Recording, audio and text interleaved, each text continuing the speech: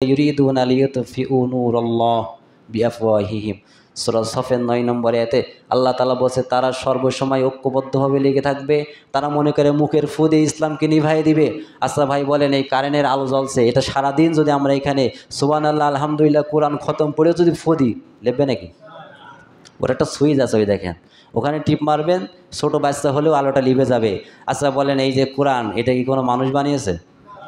এ switch একজনের আছে হাতে, কার আছে বলেন? আল্লাহর হাতে সুইচ।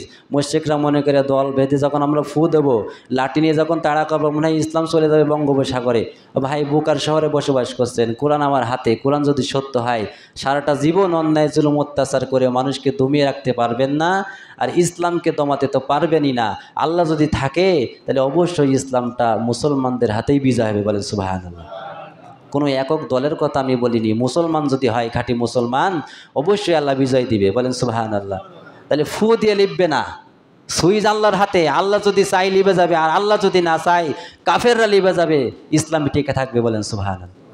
সেই সময় ছিল। আল্লাহ তাআলা আমাকে আগে আপনাদের সকলকে আমল করার তৌফিক দান করুক, আল্লাহুম্মা আমিন।